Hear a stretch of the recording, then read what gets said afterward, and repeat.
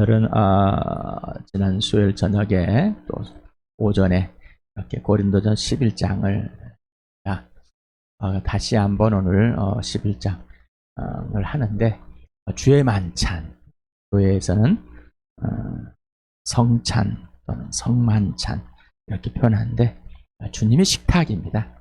그래서 우리는 왜 이렇게 변질이 되어 왔고, 왜 이렇게만 해야 될까? 왜 다시 돌아가지 못할까?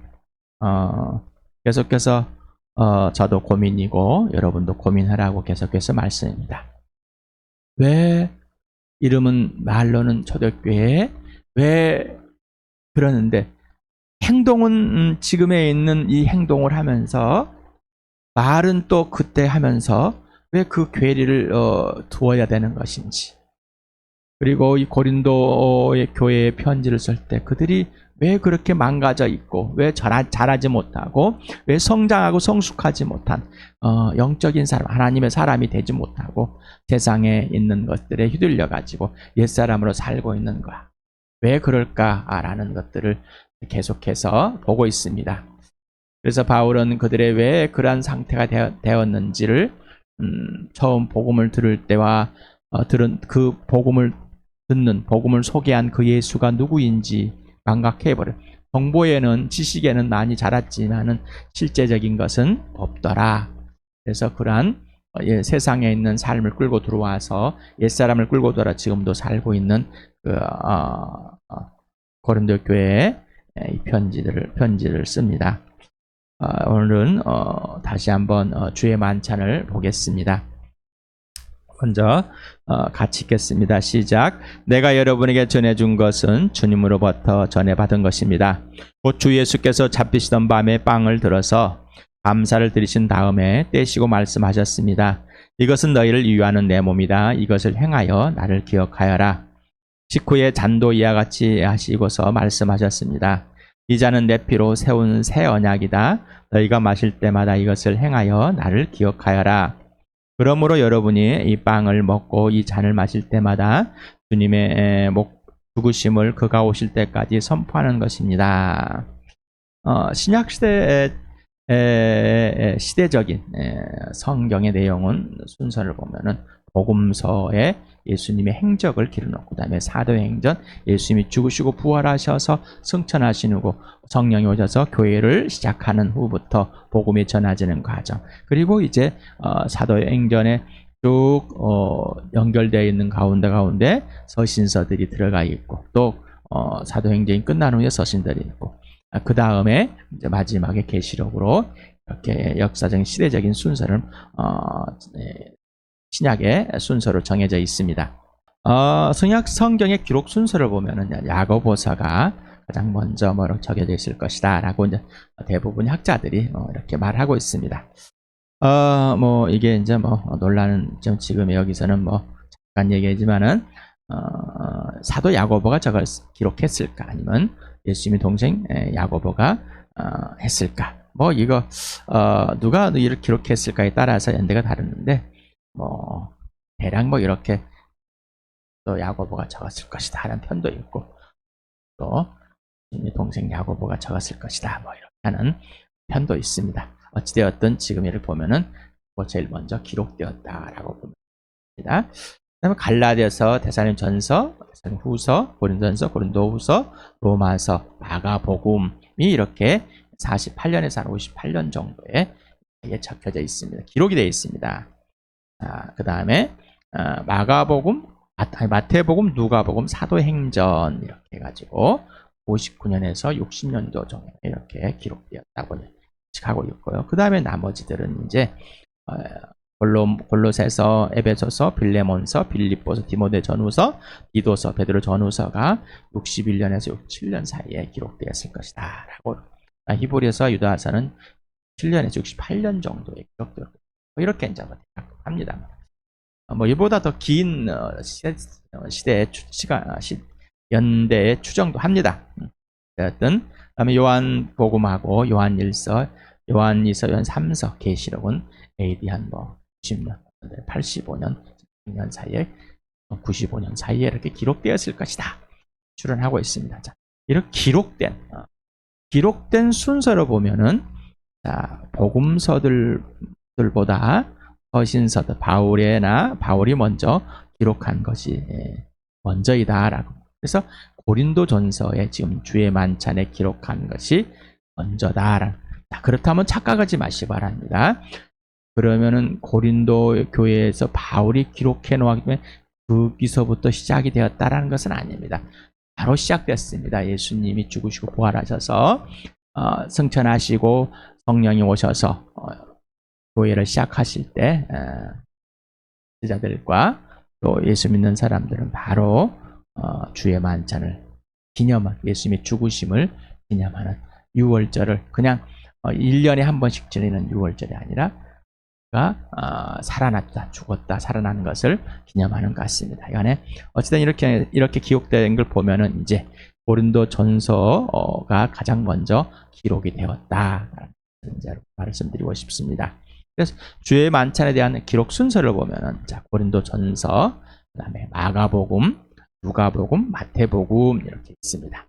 자, 그래서 마가, 누가, 마태는 공관복음이라고 그래요. 같은 관점에 있다라고 그랬죠. 그래서 이렇게 순서를 보고 있습니다. 그래서 또 누가는 누가복음과 사도행전은 누가가 기록한 것이죠. 그래서 아마 누가복음을 기록할 때는 바울이 기록한 것을 더 보조해 가지고 이렇게 것이다는 그런 추론을 하고 있습니다.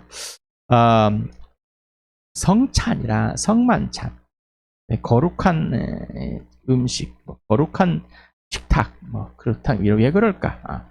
신학적인 용어입니다. 성경에는 없습니다. 주의 만찬의 시작은 예수 그리스도입니다. 그래서 마가복음, 마태복음, 마가복음, 누가복음에 기록되었듯이 예수님께서 마지막에 이제 잡히셔서 죽음을 앞두고 유월절 행사에 잡히신 날 기념하는 유월절에 대해서 그리고 새 언약에 대해서 예수 그리스도의 피로 세운 언약에 대해서 기념하는 또 보여주는 이런 것들을 이제 시작을 했습니다. 그리고 이제 사도행전에서 시장에서 실제적인 시작이 됐고요.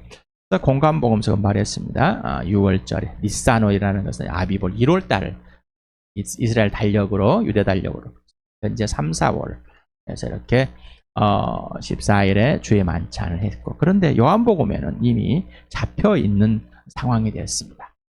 그래서 이게 바로 먼저 잡혀 있는 것인지 아니면은 했는지 그래서 요한복음하고 공관복음의 차이가 좀 시간적인 차이가 있습니다.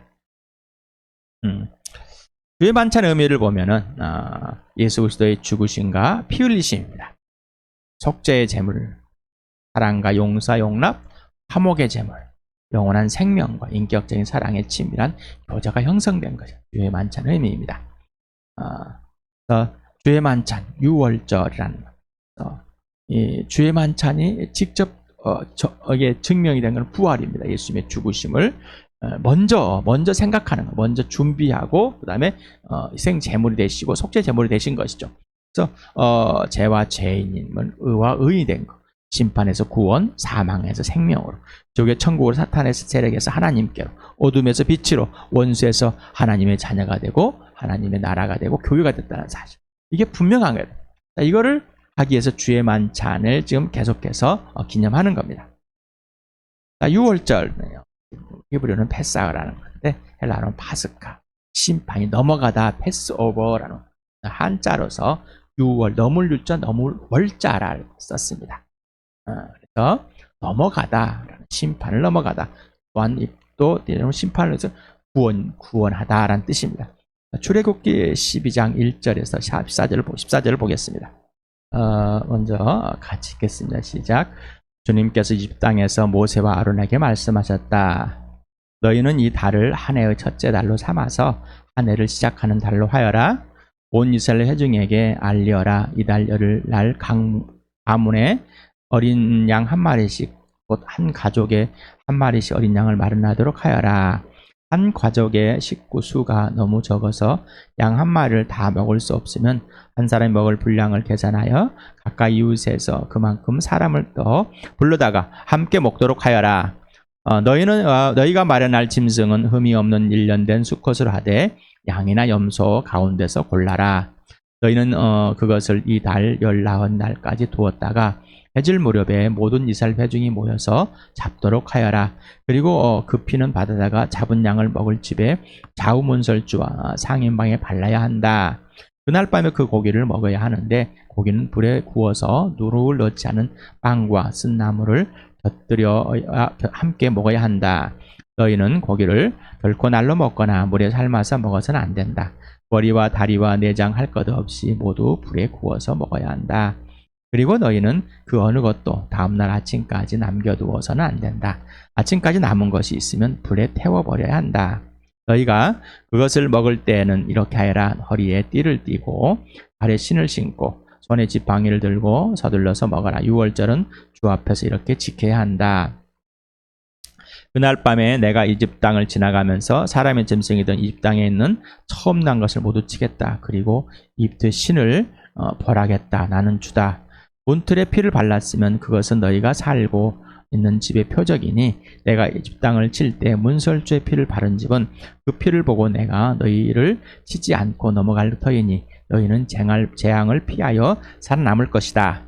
이 날은 너희가 기념해야 할 날이니 너희는 이 날을 주 앞에서 지키는 절기로 삼아서 영원한 규례로 대대로 지켜야 한다.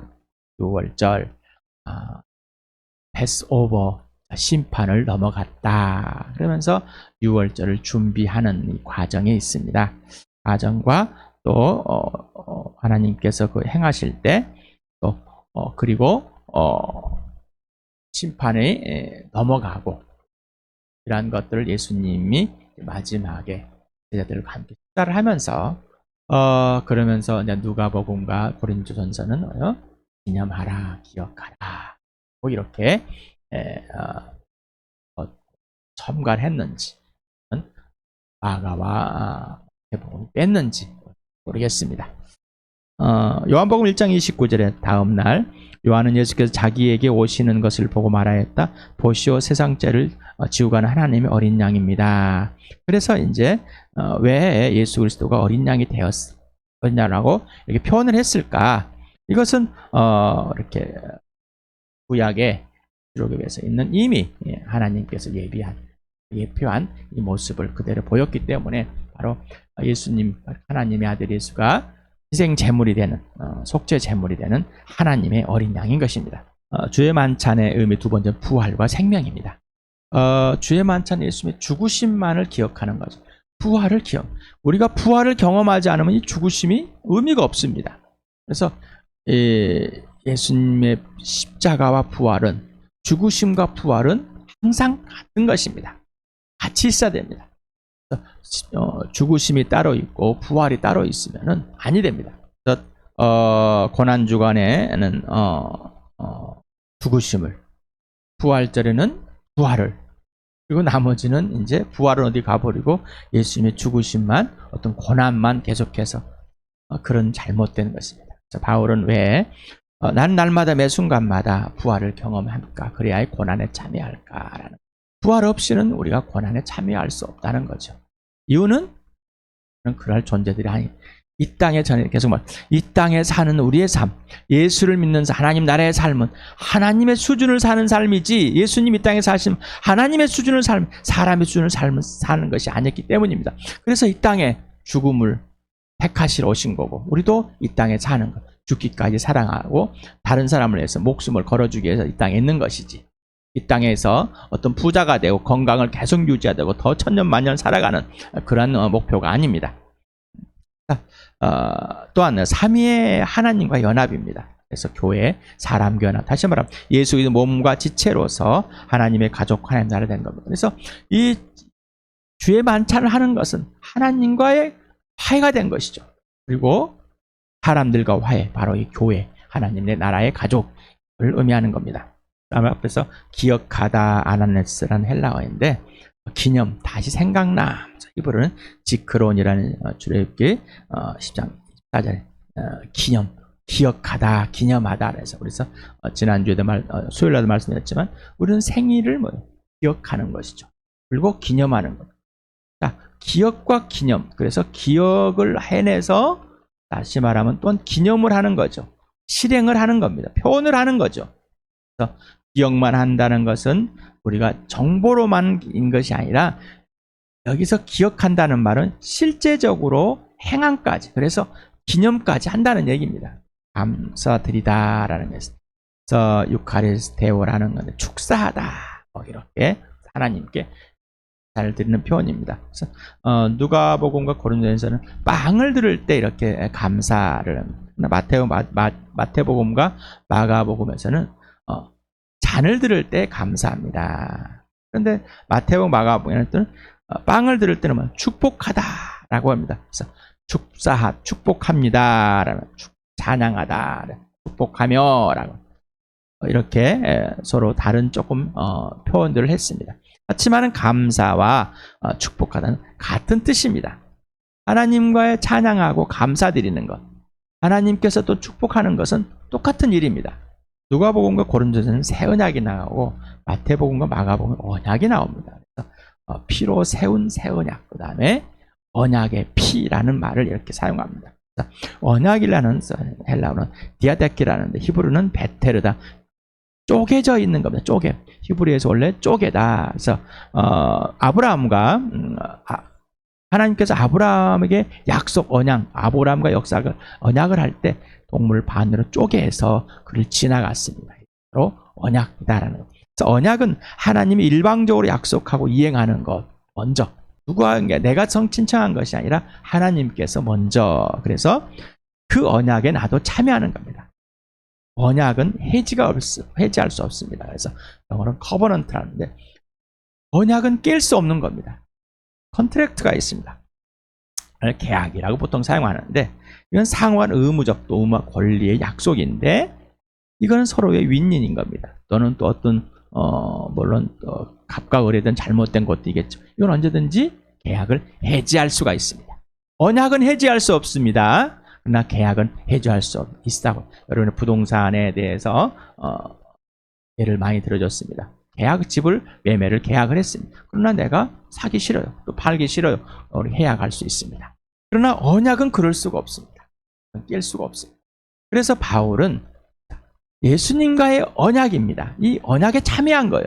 주의 만찬을 하면서 언약에 참여한 그 사실이 자기의 고백이 되었기 때문에, 진심이 되기 진짜였기 때문에 처복종한 이유는 그 언약을 깰 수가 없습니다. 죄를 범할 수가 없는 거 더 이상. 그래서 깰 수가 없기 때문에 처복종하게 되는 겁니다. 자, 그러나 우리는 이 언약의 잘못된 개념을 하고 자꾸 계약을 하려고. 우리가 언약 약하고 나약해서 우리는 자꾸 흔들릴 수 있습니다. 그러나 그 흔들림이 그냥 그대로 받아들인 것이 아니라 예수 그리스도 안에서 근심과 걱정, 불안과 초조를 안에 있습니다. 그러나 우리는 예수 그리스도 안에 있기 때문에 흔들리지 않습니다. 흔들림 같지만 흔들리지 않고, 그래서 다시 예수 위로를 받고 그 언약을 지켜내는 겁니다. 그래서 처복종하는. 그래서 약할 때 오히려 예수 그리스도 강함을, 그 우리 약함이 언약 관계를 깨려고 할 때 오히려 예수 그리스도 강함으로 우리를 강한 자로 만들어주어서 그 언약을 지키게 만들어주는, 바로 이게 주의 만찬입니다. 바로 새 언약이라는 거죠. 출애굽기 24장 1절에서 11절을 보겠습니다. 같이 읽겠습니다. 시작. 주님께서 모세에게 말씀하셨다. 너는 아론과 나답과 아비후와 이스라엘 장로 70명과 함께 나 주에게로 올라와 멀찍이 엎드려서 나를 경배하여라. 모세는 혼자서만 나 주에게로 가까이 나오고 그들이 나에게 가까이 와서는 안 된다. 백성은 너와 함께 올라오지 않게 하여라. 모세가 내려와서 백성에게 주님 말씀과 법궤를 모두 전하니 온 백성이 한 목소리로 주님께서 명하신 모든 말씀을 지키겠다고 대답하였다. 모세는 주님의 모든 말씀을 기록하고 아침 일찍 일어나서 산 기슭에 제단을 쌓고 이스라엘의 12지파를 따라 기둥 12개를 세웠다. 그는 이스라엘 자손들 가운데서 젊은이들을 보내어 숫송아지들을 잡아 주님께 번제를 올리게 하고 화목 제물을 드리게 하였다. 모세는 그 피의 절반은 그 그릇에 담아놓고 나머지 절반은 제단에 뿌렸다. 그리고 그가 언약의 책을 들고 백성에게 낭독하니 그들은 주님께서 명하신 모든 말씀을 받들어 지키겠다고 말하였다. 모세는 피를 가져다가 백성에 뿌리며 말하였다. 보십시오. 이것은 주님께서 이 모든 말씀을 따라 당신들에게 세우신 언약의 피입니다. 모세는 아론과 나답과 아비후와 이스라엘 장로 70명과 함께 올라갔다. 거기에 그들이 이스라엘 하나님을 보니 그 발 아래에는 청옥을 깔아놓은 것 같으며 그 말기가 하늘과 꼭 같았다. 주님께서는 이스라엘 지도자들을 손으로 치지 않으셨으므로 그들이 하나님을 뵈며 먹고 마셨다. 우리에게 이런 언약의 관계를 설정합니다. 하나님께서 모세를과 70명을 대표들을 장로들을 불러가지고 언약을 실행합니다. 그래서 하나님께서 말씀하시는 것을 모세에 적게 하고, 그래서 모세 혼자 먼저 받아와서 그 언약을 백성에게, 장로들에게 읽어주고, 그 다음에 백성들이 읽어서 이렇게 해서 언약을 맺어준 피의 언약. 그래서 새 언약이라는 겁니다. 그래서 이 예수 그리스도의 피로 세운 언약, 언약의 피, 영원한 언약, 영원한 피의 언약입니다. 그래서 새 언약이다. 다시 말하면은 6월절에서는 이렇게 짐승을 계속해서 매년 잡아야 되고, 또 1년에 한 번 대장에 가서 대표로 해서 하나님 앞에 제 백성들을 대신 하나님께 죄를 고백하고 회개하는, 그래서 이러한 매년 되어지는 일 실행이 이제는 끝나고 예수님이 죽으심으로, 그리고 그 피로 이제 영원한 새 언약이 되어버렸다. 다시 말하면 이제는 더 이상 제사가 필요 없다는 것입니다. 왜? 예수님이 화목제물과 속죄제물이 되셨기 때문입니다. 자, 이렇게 해서 언약에 체결하는 걸 봅니다. 자, 언약은 하나님께서 먼저 내세우고, 또 우리와의 하나님과 우리와 관계 회복이 되었기 때문에 우리 또한 그 언약을 지켜야 됩니다. 아담과 하와는 하나님께 주신 언약을 지키지 못했습니다. 그 지키지 못함으로 사망에 이르렀습니다. 자, 이제는 예수님이 십자가에서 죽으심으로 이 몸을 직접 속죄제물과 화목제물이 되었습니다. 그래서 우리를 사랑하셔서 용서하시고 그 죄를 끝내버리셨습니다. 더 이상 우리에게 죄에 대한 책임을 묻지 않고 하나님께로 우리를 불러모으신 대제사장의 역할을 하셨습니다. 자, 그러니 이제 주의 만찬이라는 것이 장난이 아닙니다. 주의 만찬이 그냥 뭐 성만찬 해가지고 1년에 한 번 하고, 그냥 절기마다 그냥 교회당 안에서, 성전 안에서 그냥 이렇게 하는 그런 개념이 아닙니다.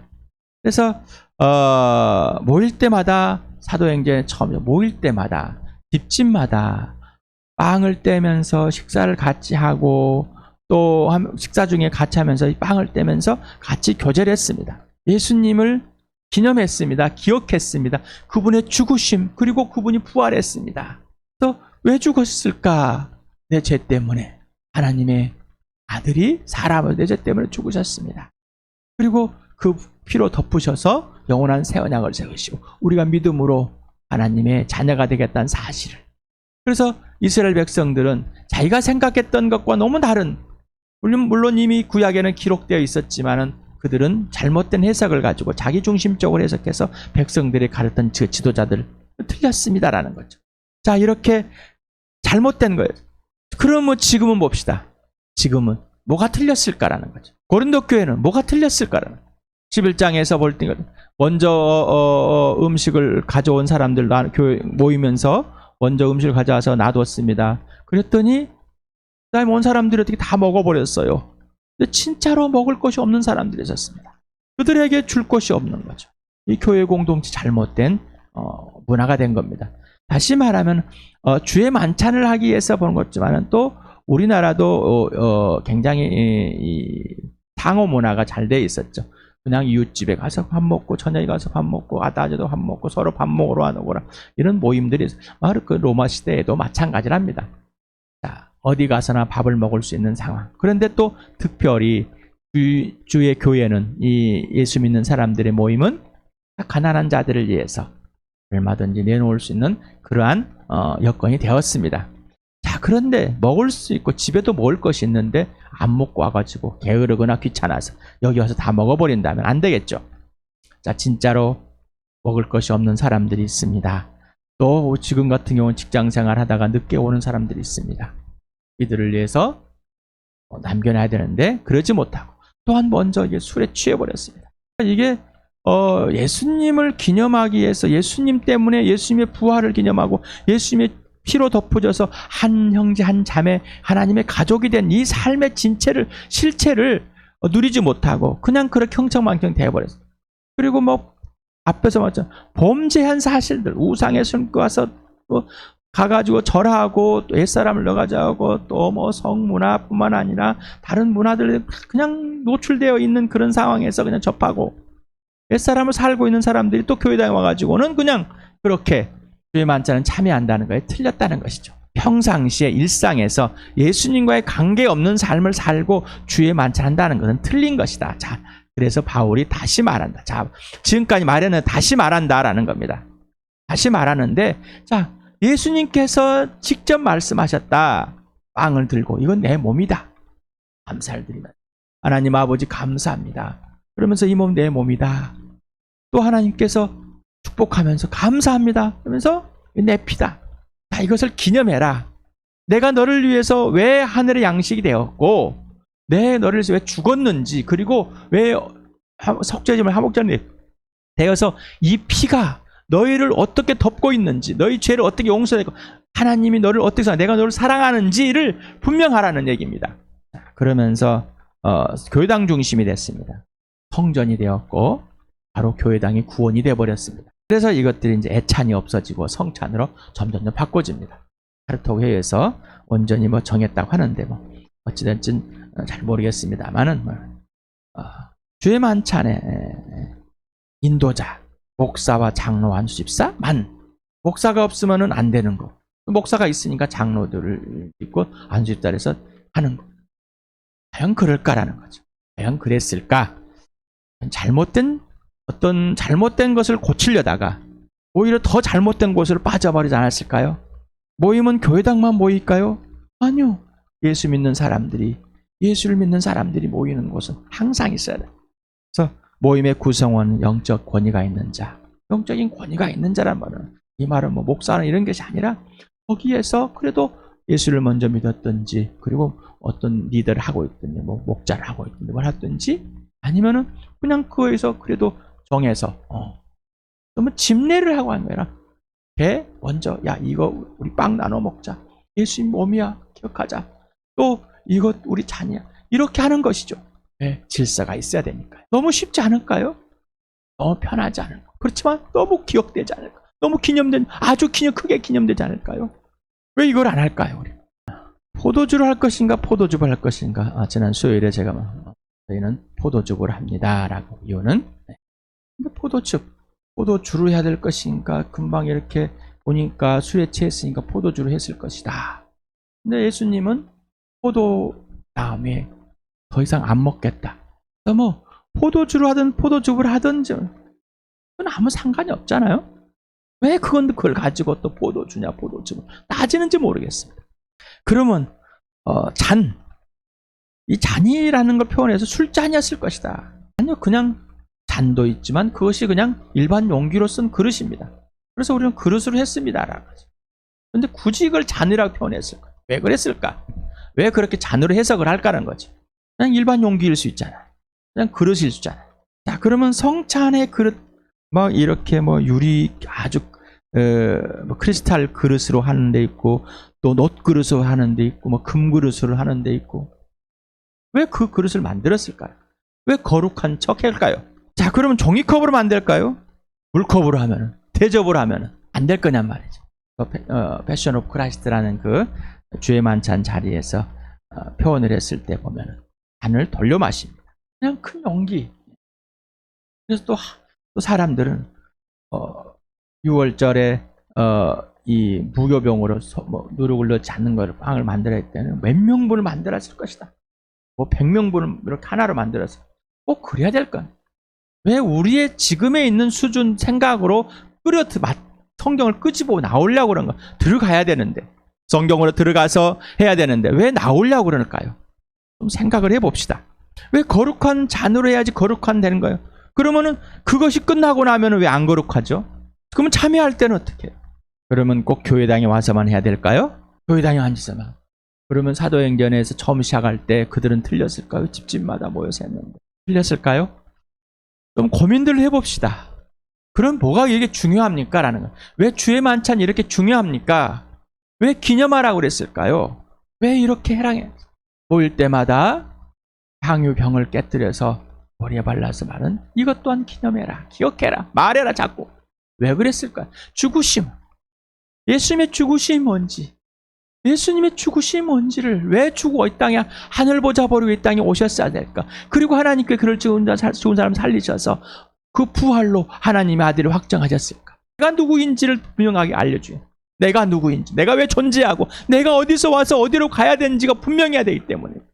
그 주의 만찬은 참여자는 누굴까요? 죄인임을 고백하고 회개하여 예수님께 굴복하여 예수님의 죽으심과 부활을 그리고 주인으로 모시고 실제 삶에 사는 자.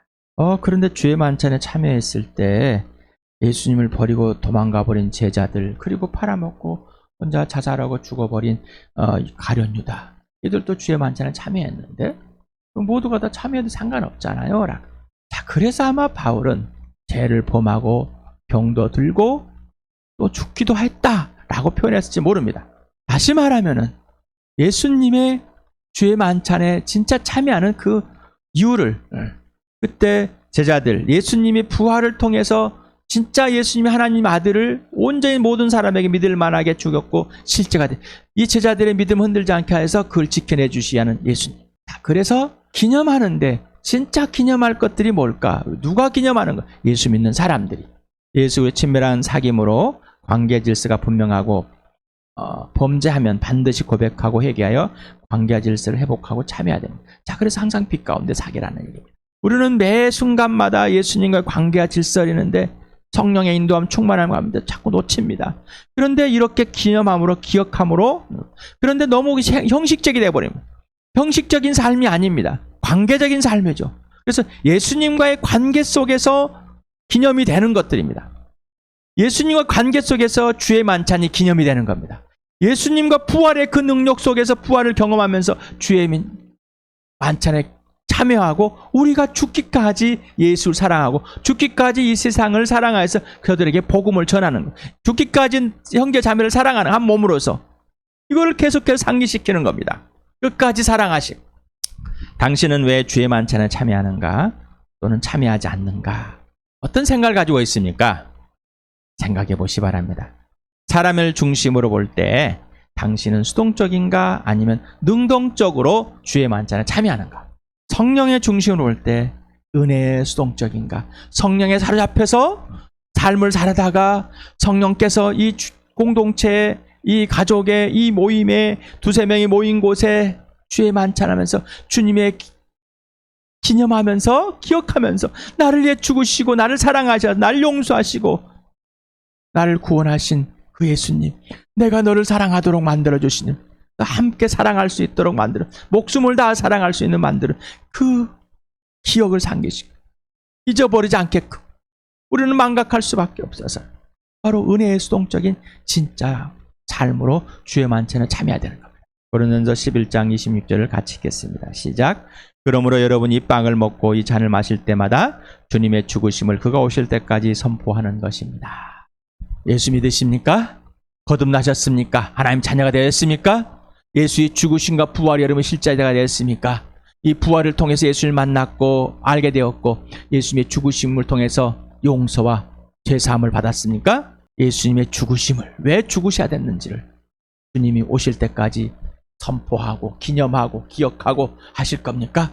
나에게 그 예수 죽으심이 실제가 되고 예수의 부활이 실제가 되는 축복을 또 우리 주암교회가 또 이 모든 세상의 교회 또 이 영상을 듣고 있는 여러분에게 실제가 되길 축복합니다.